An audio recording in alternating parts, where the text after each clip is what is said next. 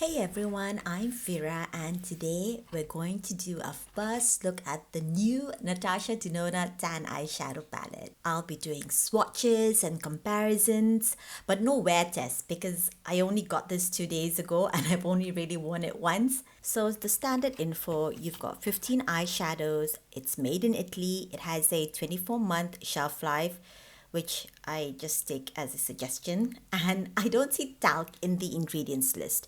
So I believe this is talc free. I love the packaging. The paper cover makes it look like it's a bar of chocolate. Absolutely decadent. And I love the color of this palette. It's so shiny. It's definitely giving me retro vibe. And of course, you've got the holes at the back to book out your eyeshadow should you wish to do that. Now there are 5 formulas in this eyeshadow palette. You've got your cream matte, your matte, metallic, sparkling foiled, sparkling wet. Now I usually don't pay attention to any of that because when I'm wearing eyeshadow on the daily, all I care about is whether the shadow looks matte, is it metallic, or is it glittery. That's how I categorize my eyeshadow. This other level that she's come up with, that's a bit too much for me. Straight to the swatches and we're moving from left to right. Sandal, a cream matte. Burnt, a sparkling foiled pale copper. Brook, a sparkling foil medium brown. That doesn't look medium brown to me, but okay. Then we have Villa, a metallic icy nude. Kissed, a metallic medium caramel. Lazy, a matte sandy nude. Dip, a cream matte coffee bean. Spritz, sparkling wet brass. I don't know what sparkling wet means. Does that mean I can use it wet or dry? And then we have Daydream, which is a metallic medium dark brown. Now, what is a medium dark brown? I'm not sure what makes it medium. Then we have Serene, a sparkling foil rusty nude. Soft Spot, a matte dandy brown. Okay. And Celeste, a metal light icy beige. Now, Soft Spot is actually the shadow that's a repeat, and I'll swatch that against the one that's in I Need a Warm. You'll see that the color is actually a bit different from the version that's in I Need a Warm. And then lastly, we've got Paddle, which is a matte medium neutral nude. Toasted, which is a metallic medium toasty brown, and Glide, a cream matte medium dark toasty brown. Now, to be honest, I never pay attention to shade names because it always shows up differently on different skin tones anyway. Plus, I don't understand what some of these names imply. What's a medium dark brown or a medium neutral nude? What's the medium part for? Maybe she's referencing skin tones? But anyway, I'm digressing. These are all the swatches and I really like it so far. This is a neutral palette, but there are 2 shades that run a bit warm, but not I Need a Warm. Now at first glance, it looked warm to me when I first spotted it at Sephora. I also think it's got to do with the color of the plastic case. It's got a slight toffee hue to it, and that makes the shadows look warmer than they really are. Now these are the 2 shades that pull warm, Toasted and Burnt. Toasted, not as much, but Burnt for sure. Burnt looks more sun-kissed copper than pale copper on my skin tone.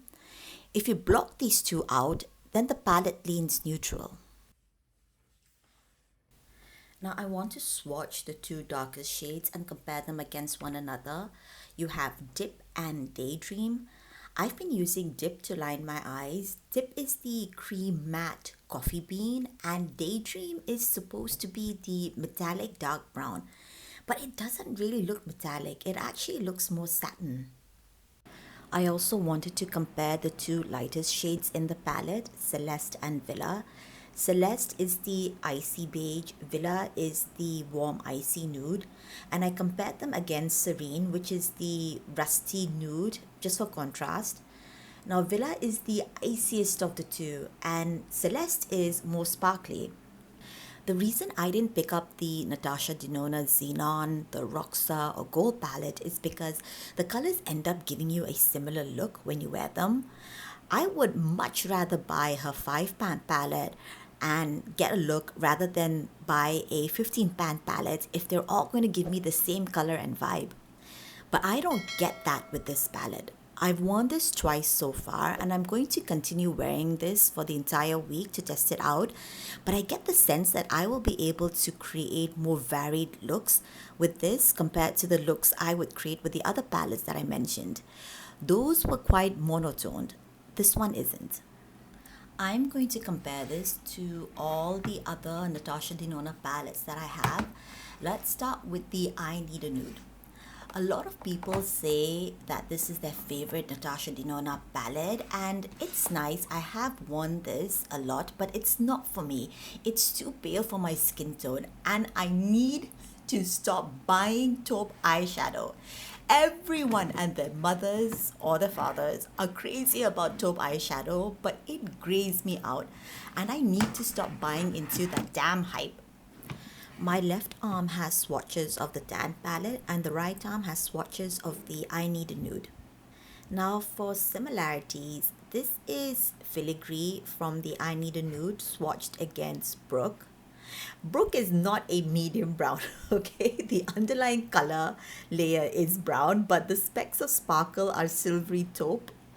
Filigree is more cool brown. On the eyes, I think they will both look the same. It's just that Brook would look more foiled. Next is Whisper from I Need a Nude compared against Villa. Whisper is paler than Villa. Now the darkest shade in I Need a Nude, Silhouette against Dip in the tan palette. They are very similar, but Silhouette is a tad bit cooler. Next up, what I thought would be my favorite Natasha Denona palette, but actually turned out to be my least used, the I Need a Warm.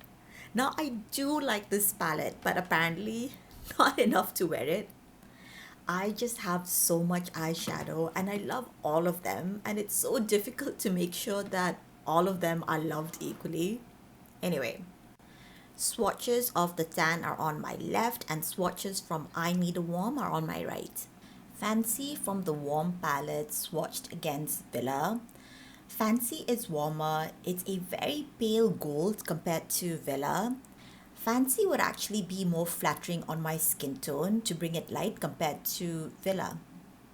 Bush from Warm looks similar to Burnt. Bush is a tad darker, more sunset orange, whereas Burnt is more copper. The browns in both palettes look quite similar, and Soft Spot is actually present in both palettes. But when I swatch them against one another, they don't exactly look the same. Soft Spot in the Warm palette is darker for some reason, but maybe it's just how I swatched it. But I don't think the slight difference really matters. They'll both end up looking the same on the eyes. I mean, at this point, all of these palettes are a bit samesies, right? Just a touch lighter or sparklier, which doesn't really translate that much on the eyes. On the eyes, it's just brown, lighter or darker. It depends on how you build it up. Even the light colors always tend to look similar anyway, even with the slightest variation in tone. Then I have the Yucca, the Retro Glam. I don't have the tan palette, which a lot of people were saying looks closest to tan. This is Flax from Yucca compared to Dip in the tan palette. Then the Retro palette. None of these palettes are similar to the tan one, but I thought I'd just put it up against one another so that you could see variation in tone. This is Nude Mauve from the Retro compared to the Dip. And this is Apart in the Retro compared to Paddle in the tan palette. From Retro Glam, I swatched Oscar against Spritz. Now I cannot get my head around Spritz. It looks like it has the slightest hint of green, but this is more like a forest brown gold. That's the best I could come up with. And this is Maxi against Brook in the tan palette. I don't have the gold palette, but I'll put a picture of it here since a lot of people said it looked like the gold. Now I want to compare the tan palette to the Viseart Praline Étendue palette. There are quite a few similarities here. The lights are similar in tones and so are the browns. The difference is in the finish. A similar looking shade in one palette has a satin finish versus metallic in the other. And while this looks the same, I cannot say that this is the same because the finish is different. And you will notice this when you wear it. But that's not to say one formula is better than the other, it's just different. And this difference is enough for someone like me who loves eyeshadow and who notices slight differences in finishes and formula to want to buy both palettes of seemingly similar colors, compared to the average makeup wearer to whom a brown palette is a brown palette.